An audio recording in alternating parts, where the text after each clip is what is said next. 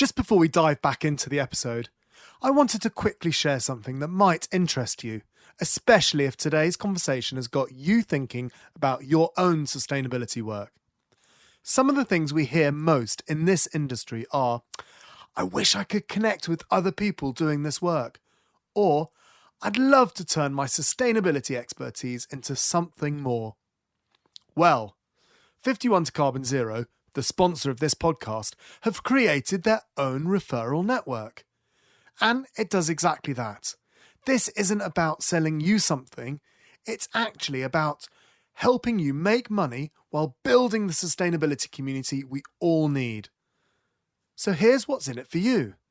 First, you get to join a genuine community of sustainability experts who share knowledge, refer work to each other, and solve problems together. So, no more working in isolation. Secondly, there's real money involved. There's 10% plus commission on software referrals. We're talking about projects that go from 30 grand up to 100 grand. Plus, you'll be able to boost your presence by taking part in our fireside chats. I've actually got an email in front of me from Louise Stevens, one of the ambassadors, and it says that all her clients are genuinely happy because she's got a great partner and her clients love them. But here's the bigger picture. You'll be helping accelerate the sustainability transition that we all desperately need. Every referral, every connection, every collaboration moves us closer to the world we're all working towards. If this resonates with you and you want to earn some extra income, click the link in our show notes to become a 51 to Carbon Zero ambassador. Okay, back to the show.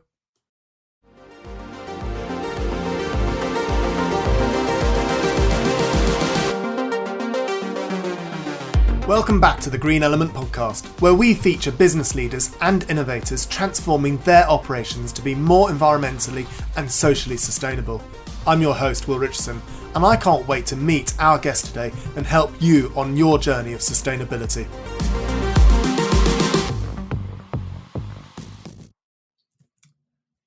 Brendon, thank you so much for joining the Green Element podcast today. I am really excited about talking about your particular niche, and it's Cradle to Cradle. It's your company is Cradle to Cradle Design Consultancy, which kind of says what you are in a tin, as it were. Could you tell us a bit more about yourself, please? Cradle to Circular Design Consultancy. The Cradle to Cradle methodology is based on really authentic and clearly communicated metrics in terms of developing sustainability strategies for any company. So it's based on the premise of really deep down design in terms of using the right materials for the right reasons at the right times with the right people.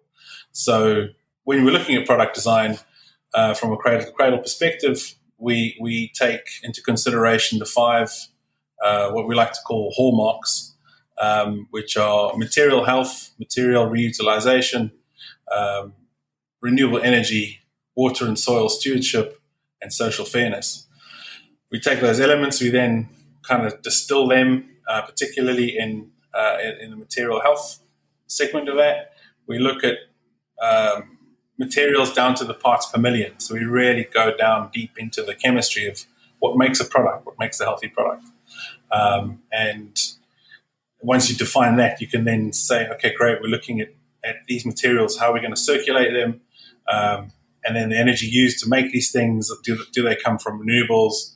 And are we, what is our effluent like? Is it good enough for human consumption? And how are we treating the people that are working with those products or manufacturing those things?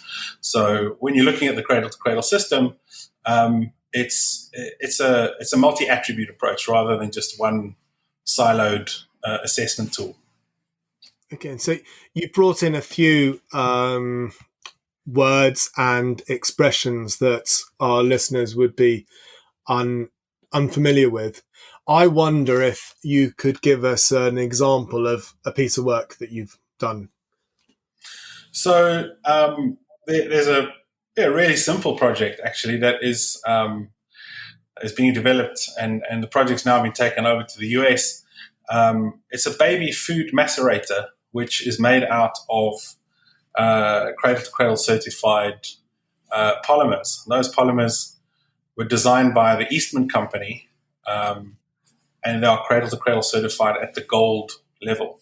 So that project is literally a tool that allows mothers to wean their babies by macerating food that they prepared as parents already in a macerator, and that will allow the youngster to have their own parent-made food rather than bought food.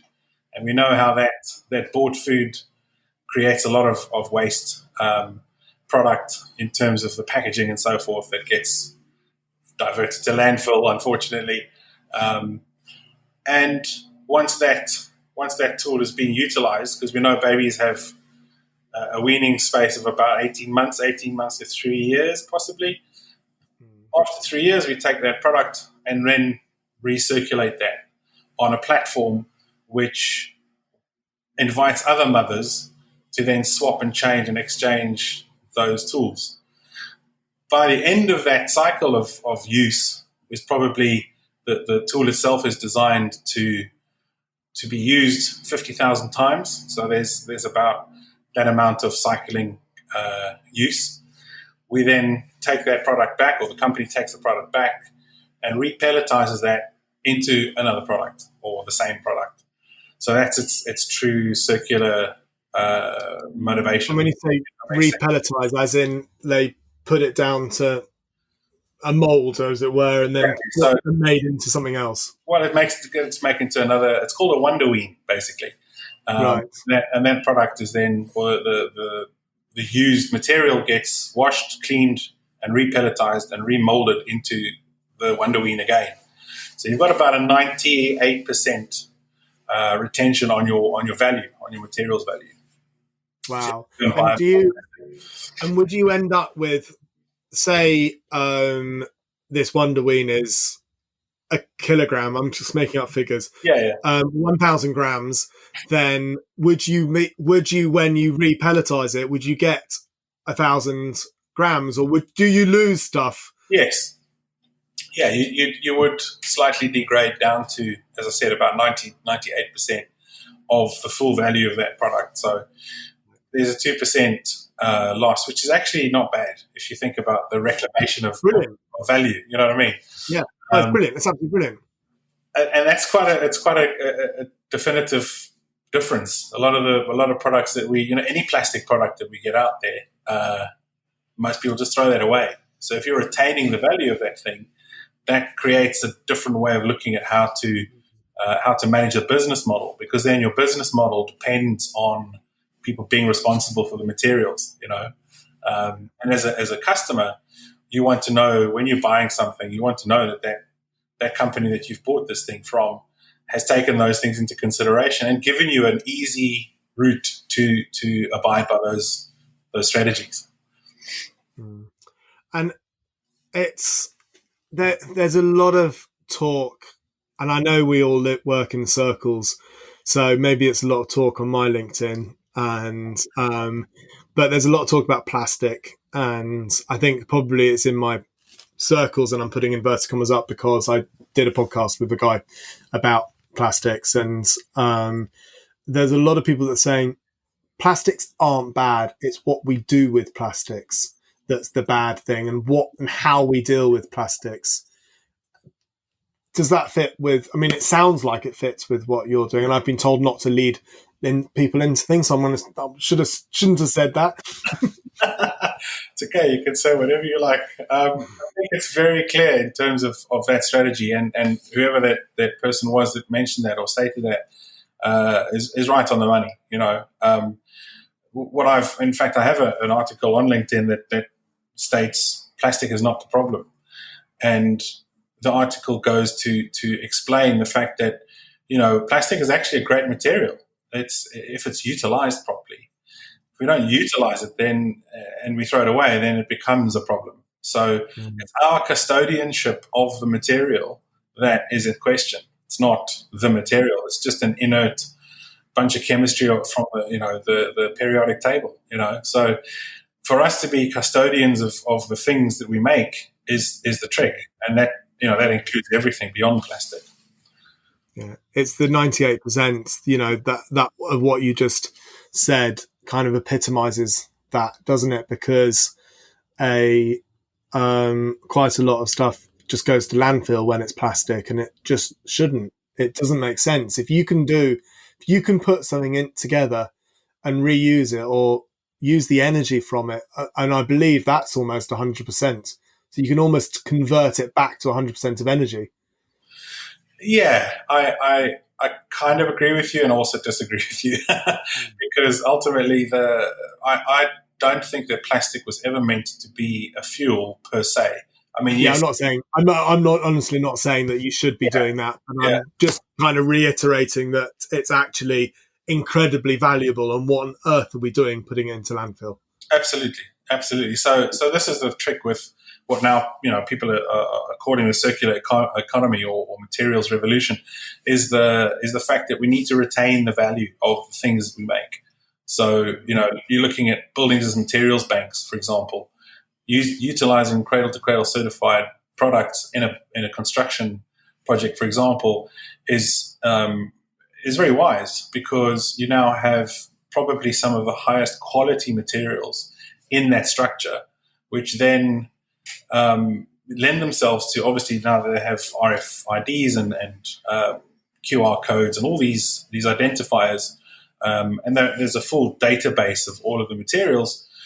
That database is now, right, you have a library of these really high quality materials. You know where everything is, you know how long it's been there for, and you can identify that. That data then becomes a tool for futures traders to trade up the value of that material down the line in 30 or 40 years' time, because that building was built to deconstruct, and it can then be deconstructed and reconstructed, down the line. Wow. It becomes a value chain asset rather than something that gets demolished after 50 years, as we've seen a lot of in the last 10 years.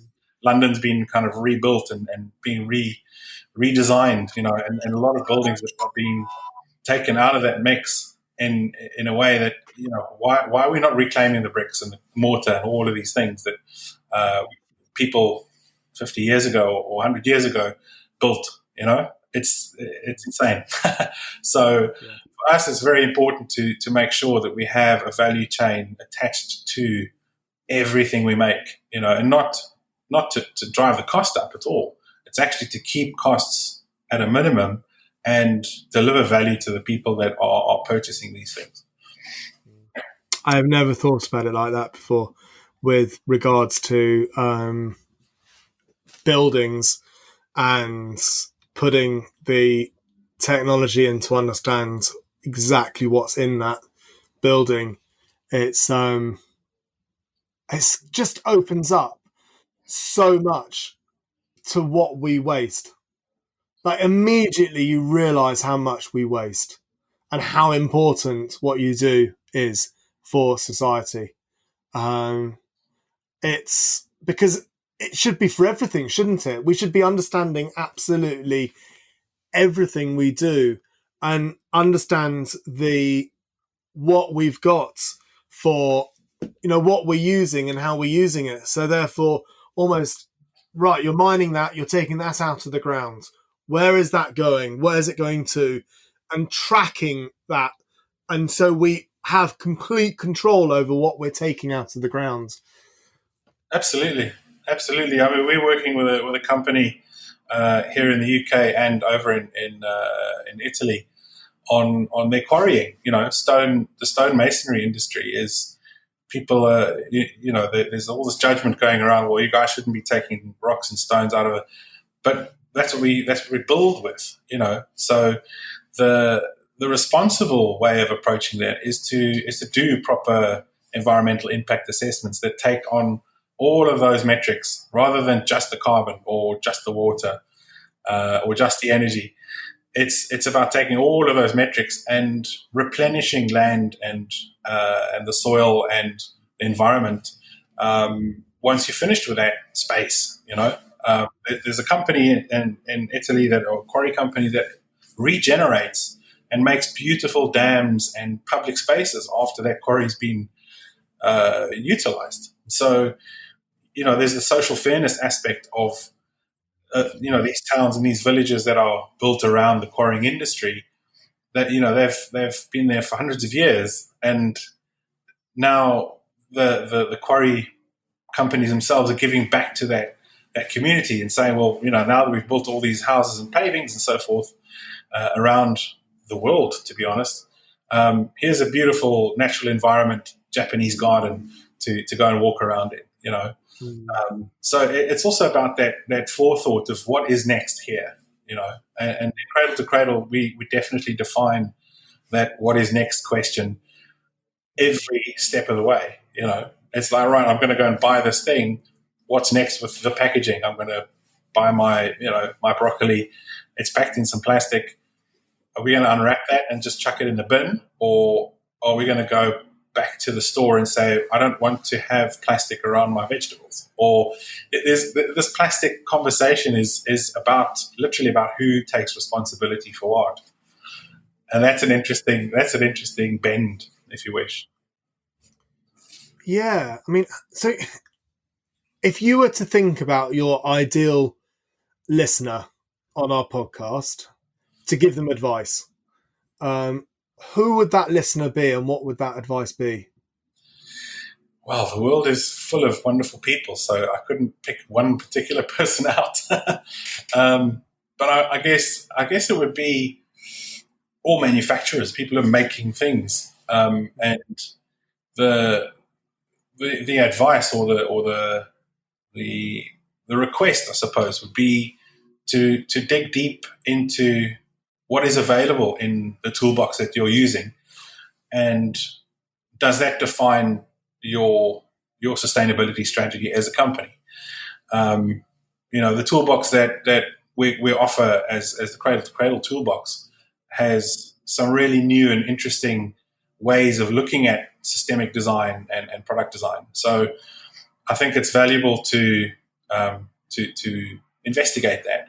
So my request, or my question there would be, have you thought everything through? Can you think that little extra step further? Like, what is next? Try something new. That's probably the thing I'd walk away with. Yeah. It's absolutely thinking about the whole journey of that material, isn't it? Absolutely. And thinking about where, and we don't even come close to it. It's really sad. If you actually think about where we are and what we're doing, it's actually really sad. I mean, we jumped up and down for joy 5 years ago when we had that scheme that made anyone selling electrical items, they had to bring them back to and what was even more sad about that was those shops and retail centres told everyone how good they were, because they were allowing people to bring back the electrical items, even though it was legislation and they'd been told to do it. But because they knew that most people didn't know they had to do it, they were telling people how good they were. Yeah, and I think I say, and this might be slightly contrary to the way many people think, but I think the celebration of mediocrity in that situation is appalling.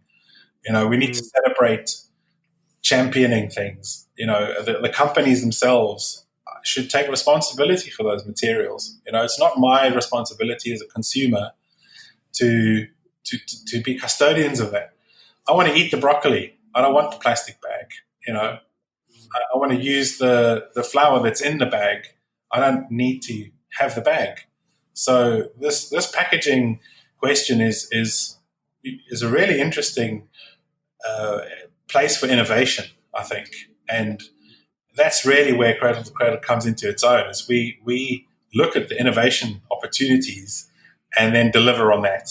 sustainably or authentically sustainably, if you wish. And I think, yes, that example of people taking their electrical units back to the shops where they bought them from if they were damaged or whatever the case may be, it doesn't do anything. It just makes more work for other people, and I like to cite the project that Philips was engaged with or is engaged with in Schiphol Airport. They lease light. They own the actual components because they're responsible for that. So if I go to them as a customer, like Schiphol Airport, I lease the lumen. We'll lease X amount of lumen over a period of 15 years, for example. The lease model works in many situations. Some situations it doesn't. But yes, you're right. We need to absolutely think out of the box and challenge. I think challenge the mediocrity. We need to do that. We have a university that went down the Philips route. It is a fascinating way of doing things, isn't it?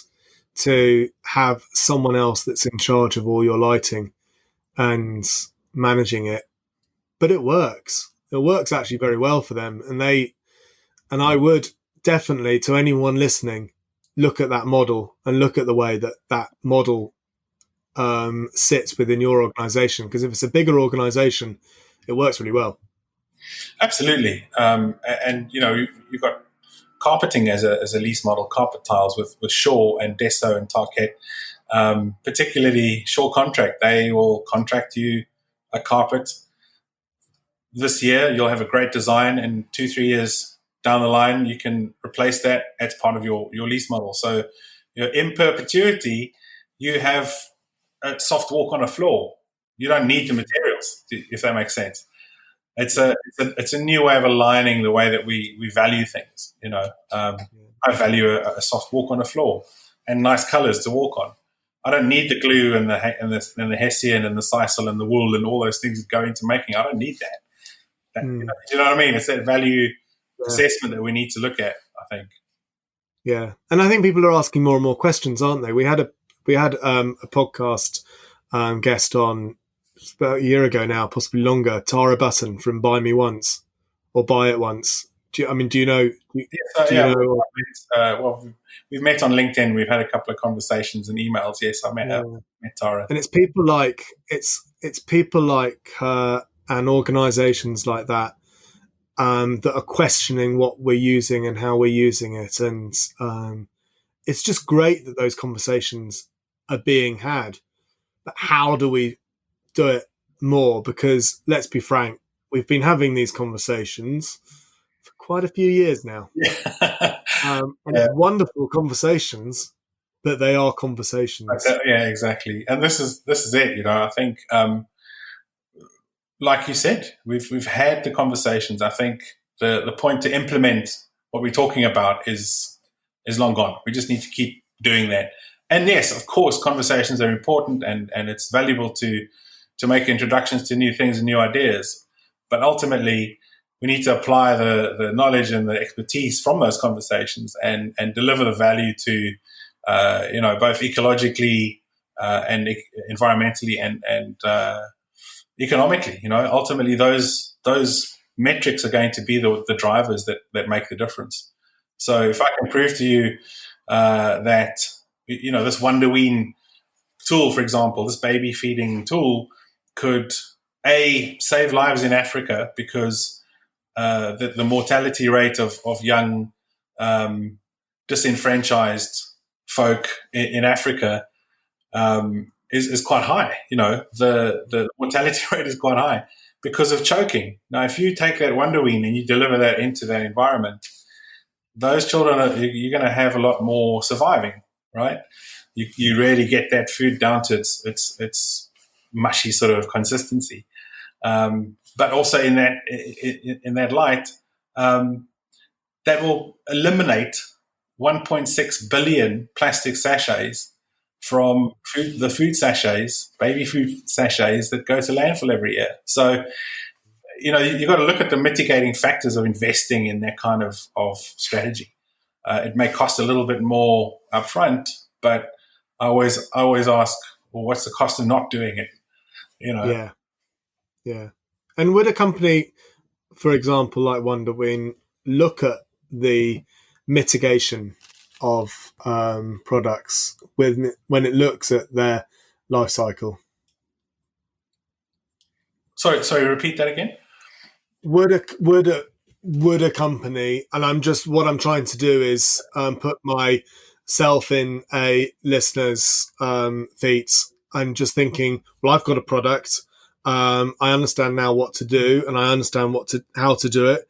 But you've just brought in another thing of actually you're mitigating the use of food sachets.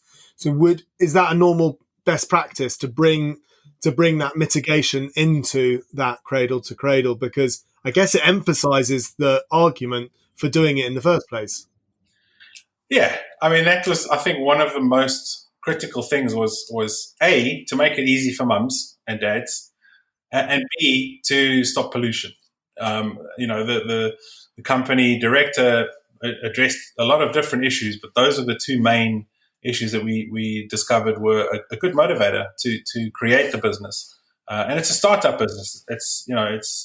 It's still getting to that point of mass production and mass market, but the reality is that those kinds of things are what the cradle to cradle methodology uncover, because of the deep level of assessment that these kinds of companies go into for their business model. It's not only just for the material health or for the energy use or their social fairness. It's the whole business model. So it is a multi-attribute approach.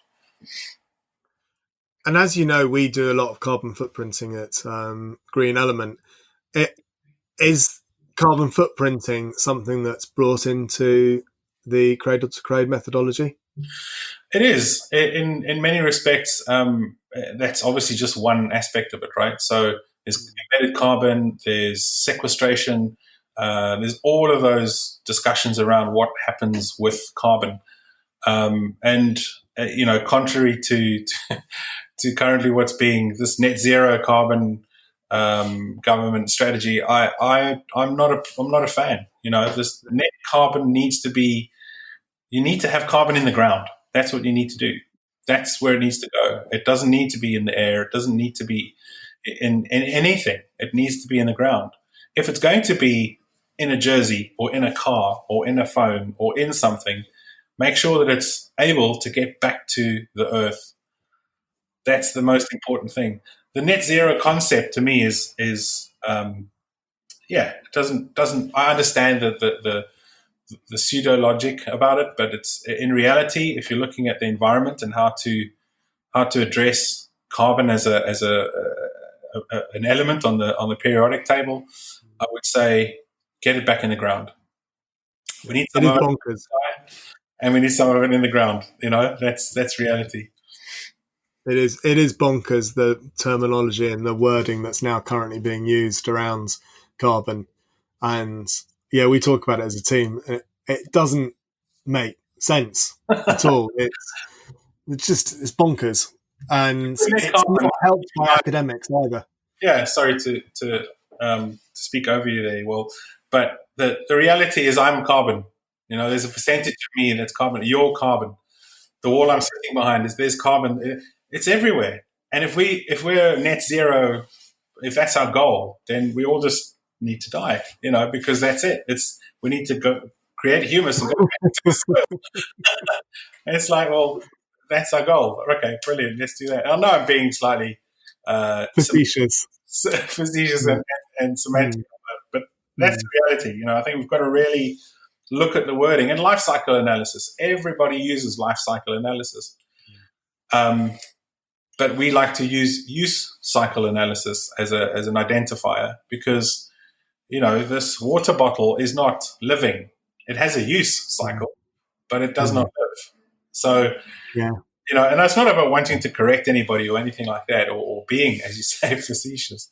It's just about getting the perspective of what is the right way to look at this thing, and use the right terminology. And this is the other side of the cradle to cradle methodology, is that there is language in there that is different to the mainstream. And that's why I'm saying we've got to challenge that mediocrity and challenge the the norm, as it were. And now that we've got almost 8,000 Cradle certified products out there in the world, people are starting to wake up and realize that actually there's something to this crazy stuff, I'm realizing that we should definitely change some of the wording on our website now. And so I will talk to the team about that after this conversation, because we fall into the LCA category. Yeah, but also look at it in terms of, we joke about it, and it is actually quite funny because, the stuff we assess is not living. So why would we create that as a LCA? Yeah, no, it makes complete sense. It's a bit of a no-brainer, really, if you think about it. And as an organisation, I am sure you practice what you preach with regards to sustainability and the environment. I mean, is there any advice that you can offer as an organisation? Yeah. I think, for all intents and purposes, we're a smallish organisation. Most of us are on bicycles and or motorbikes. I've yet to order and purchase my Tesla, but as a practical day-to-day application of what we develop as a consultancy. I think the key element for us is to be authentic to our business model. So, the authenticity of the littlest things, and all the things that we know start at home, So it is about separating your waste and going that extra mile down to the bottle bins and doing those little things that we seem to be, sort of mundane. But when we challenge those things within ourselves, it's easier to do that with another company or with an organization or with another person because you've done it yourself, So in all of my presentations, the last slide is make it your own. So however you feel is your conscience knows what's right in terms of your behavior, and my company slogan is design with a conscience, because that ultimately is, we know what's right and wrong. We know that we need to design these things better. We need all of these elements to come together, and that aligns with our conscience ultimately, So I guess the answer to your question is the advice would be to align with your company conscience, and if that doesn't align with your integrity, change that metric, change the vision, if you wish, of the company. Okay, that's interesting. Thank you.